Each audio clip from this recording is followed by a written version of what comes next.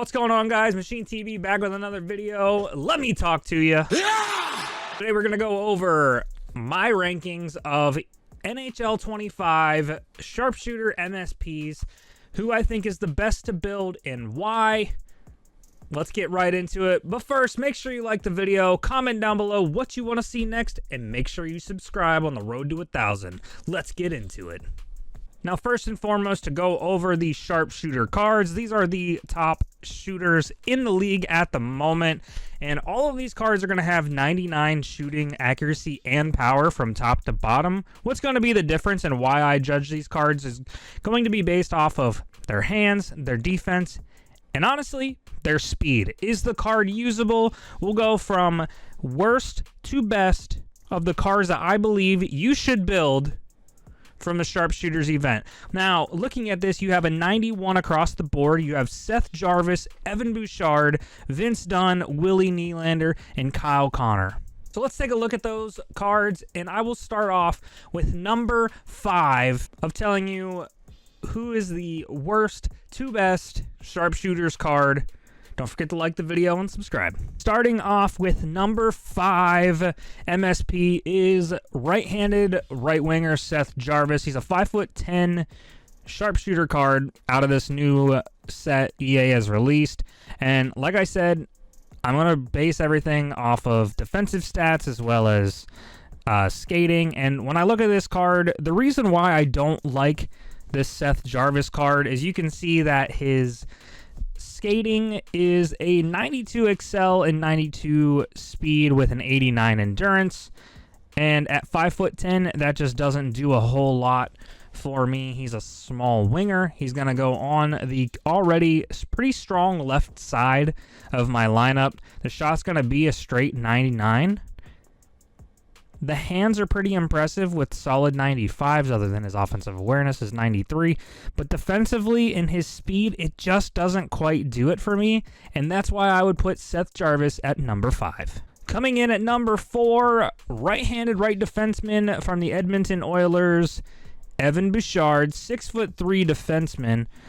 This is going to come down to defensively, he's better than Seth Jarvis, and he's a defenseman, but he's got lower 90s and 89 discipline, and his checking, nothing hits 90s. And then most importantly, the hands are nothing near Jarvis, which I feel like besides the shooting, that is Jarvis's strong suit. The hands here, not so much. With an XL in speed of 92, this card's going to get lost often, and you better hope that with that accuracy and power of his shot, you can get it in.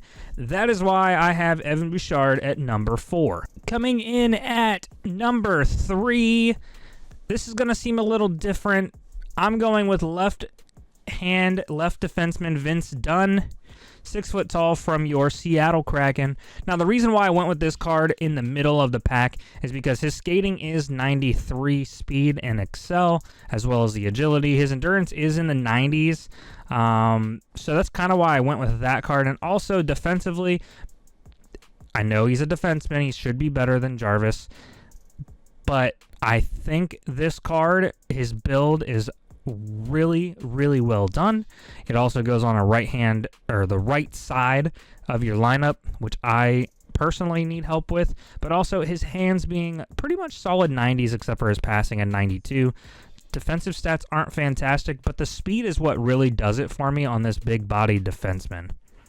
That is why Vince Dunn would be your third best option to build. Coming in at number 2, must build left-hand left winger Kyle Connor, 183 pounds at 6'1". His speed, excel, and agility are all at 93s, and his balance and endurance are at 90s. Now, I know what you're thinking. Why would you put Kyle Connor at the number 2 must build when defensively and checking he doesn't have anything that spectacular to offer?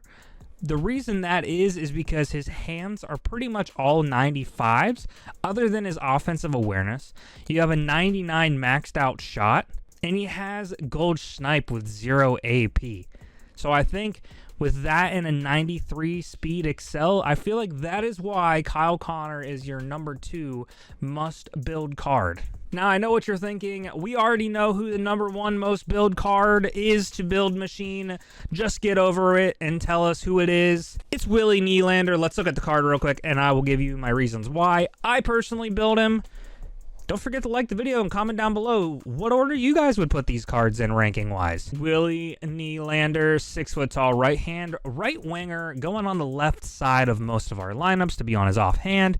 He has 0 AP gold, make it snappy, 95 excel and speed with a 94 agility. His endurance is also a 91, and with those elite edges for 1 AP, if you use that, I don't feel like it's going to affect too much of his endurance, much like the Connor McDavid Team of the Year card has.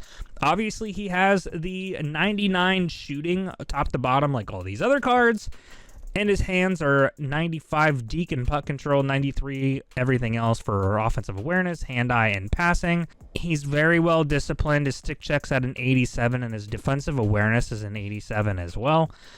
Now, I know it seems a little odd to have this card at #1 when the defense and checking aren't the top stats for this, but remember, this is a Sharpshooters program, and that's why Willie Nylander is here, because with that skate and with that agility and ability to get up and down through and do those cuts on the defense, that is why I have William Nylander as the #1 must build in the Sharpshooters out of the MSPs to build. Plus, with 95 hands, pretty damn solid if you ask me. Now, the synergies being what they are is a little odd, because every single one of these guys, the synergies are just boosting a shot that's already a 99. So I don't really like what EA did there, but at least, you know, if you have other synergies, it's going to help other players and help other players in your lineup. But thank you guys for watching this video. Be sure to tell me down below what you thought